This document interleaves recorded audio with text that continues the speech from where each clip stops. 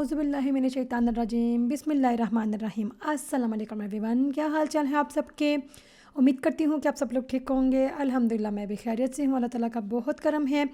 और वीडियो शुरू करने से पहले ये दुआ करना चाहूँगी कि आप में से जो भी मुझे अभी जिसने ज्वाइन किया है, जो मेरी वीडियो ये देख रहा है, जिसने अभी तक नहीं देखी, अल्लाह ताला उस पर मुझ पर हम सब पे अपना ख़ास करम करे, आमीन। और ये रिक्वेस्ट भी करना चाहूँगी कि वीडियो को देख के ऐसे स्क्रॉलिंग नहीं करनी, ऐसे चले ही नहीं। चैनल को अपने सब्सक्राइब भी करना है और कमेंट भी देना है कि मैंने क्या किस तरह से काम किया और आपको मेरी वीडियो किस तरह से लगी है। आज मैं आपसे ये वीडियो लेकर आई हूँ। इसमें मैं क्या आपको दिखा रही हूँ, मैंने ये आज अपनी पूरी वीकेंड की जो रूटीन है वो शेयर कर रही हूँ। क्योंकि पाकिस्तान में और दूसरे तीसरे कितने ऐसे ममालिक हैं जिनके पास आपको हेल्पर मिल जाती हैं, या फिर जॉइंट फैमिली होती हैं, बहन भाई होती हैं, मिल के काम कर लेते हैं। लेकिन अगर मैं अपनी बात करूँ, परदेश की बात करूँ, या फिर अपनी बात करूँ यहाँ पे हेल्पर नहीं होती, आपको ईच एंड एवरीथिंग सारे काम खुद ही करने पड़ते हैं। जहाँ पे आप इतने बड़े फैंसी ड्रेसेस पहन के तो बाहर जाती हैं, बड़े एक्शन मारती हैं, उसी तरह से आप घर में मासी बन के टॉयलेट साफ़ कर रहे होते हैं।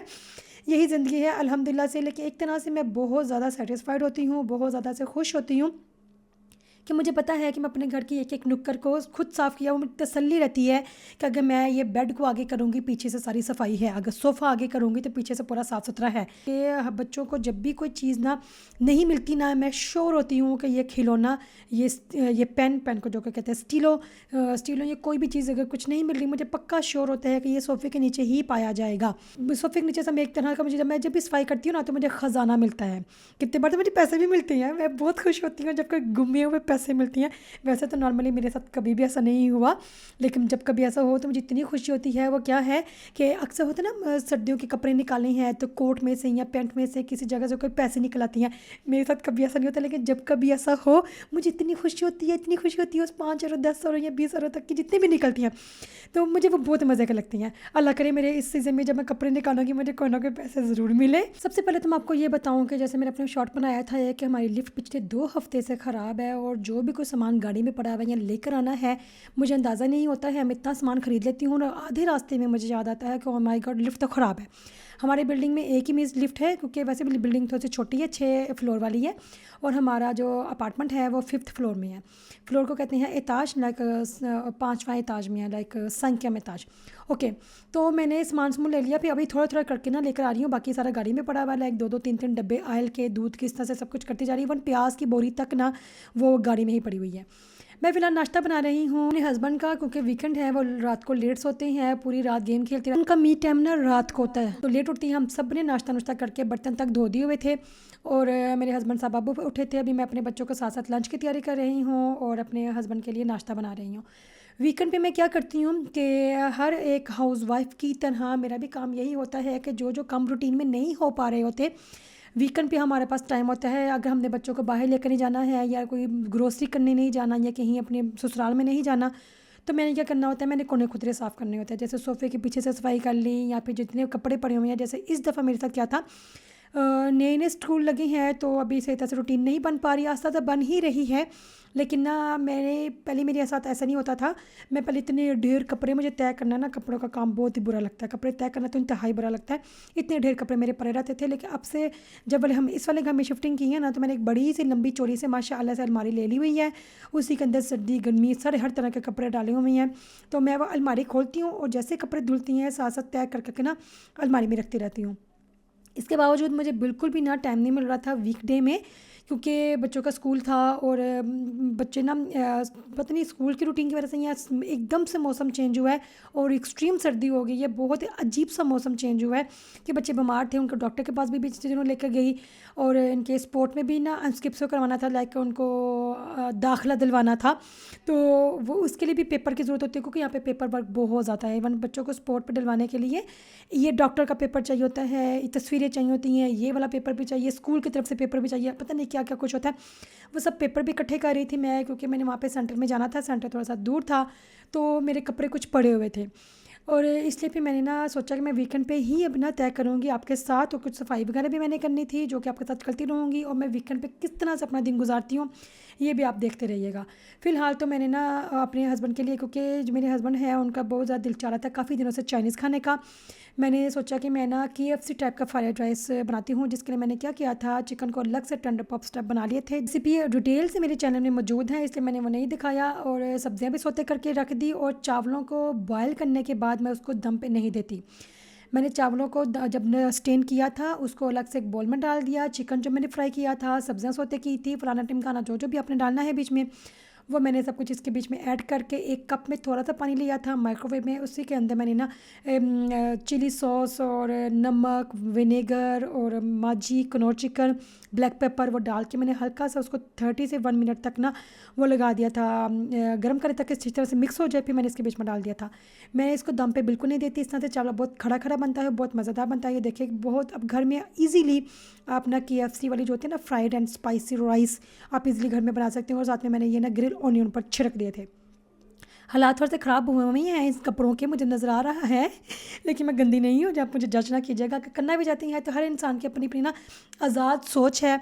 तो लेकिन फ़िलहाल अभी मेरे पास टाइम बिल्कुल भी नहीं था, इसलिए फिर मैंने सोचा कि मैं वीकेंड पे ही करूँगी। मैंने पहले पूरे अपने कमरों की सफाइयाँ वगैरह की, सारा खिला खलू उठाने के बाद ना, क्योंकि जब ना सो के जब उठती है ना, जब बिस्तर पड़ा होता है ना, ऐसे ही मेरे दिमाग में रखता है कि सारे काम छोड़ूं, पहले मैं बिस्तर सेट करूँ। और जो बेड के ऊपर एक भी सिलवट होती है ना, वो सिलवट मेरे दिमाग में पूरा दिन टन टन लगती रहती है। इसलिए जब एक बार मैंने सुबह उठ गई हूँ तो ना बिस्तर सेट कर लिया है, और दोबारा उस बेड पे कोई बैठ के दिखा दे, मेरा दिमाग घूम जाता है।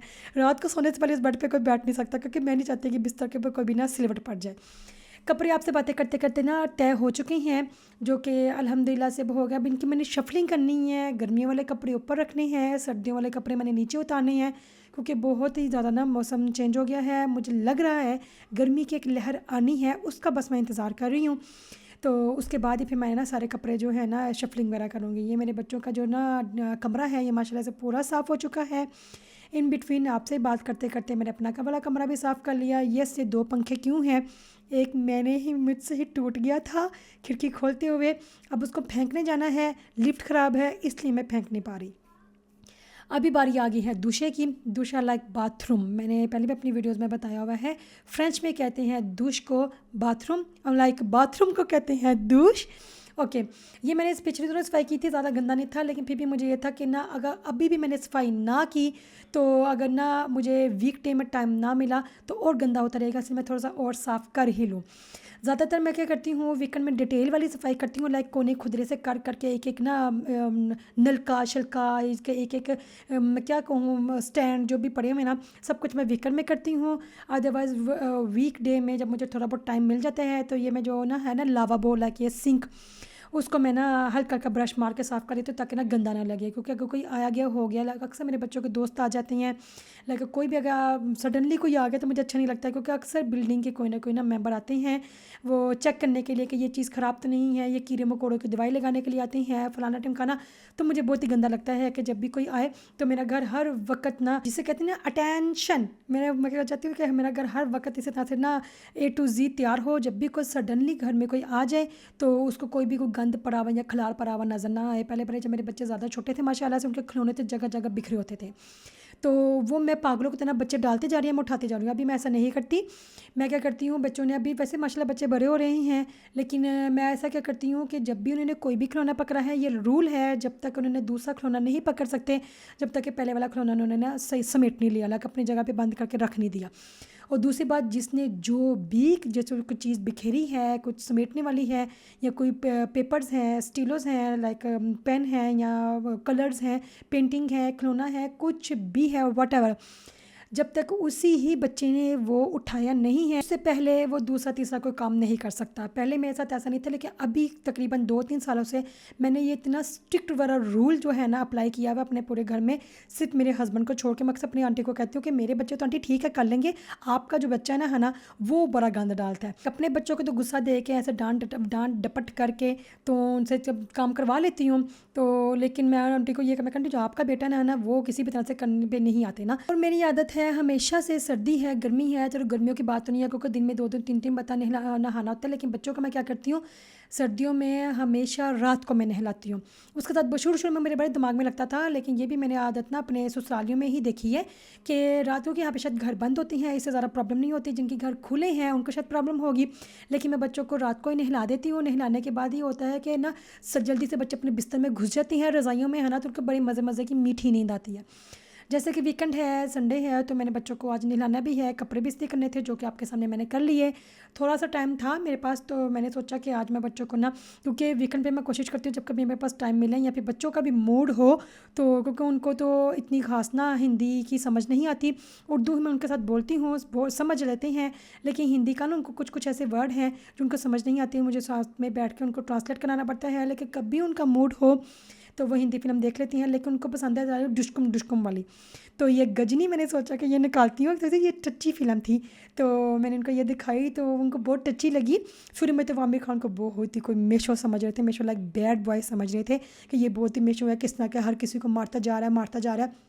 जैसे उसकी डायरी खुलती है, पूरी स्टोरी ओपन होती है, तो फिर तो संजय सिंघानिया जो है ना, फिर तो वो बहुत ही ना विक्टिम हो जाता है, लाइक बहुत ही मिस्किन, क्या कहूँ, बेचारा हो जाता है। तो ओके, तो फिर अभी ये भी फ़िल्म का भी एंड हो चुका है और मेरे जाने का टाइम भी आ गया है। अगर तो मेरी वीडियो अच्छी लगी है तो पहले जल्दी से चैनल को सब्सक्राइब करें, कमेंट करके बताएं कि वीडियो का कौन सा पार्ट अच्छा लगा है, और अपना बहुत ज़्यादा ख्याल रखिएगा। अल्लाह हाफिज़।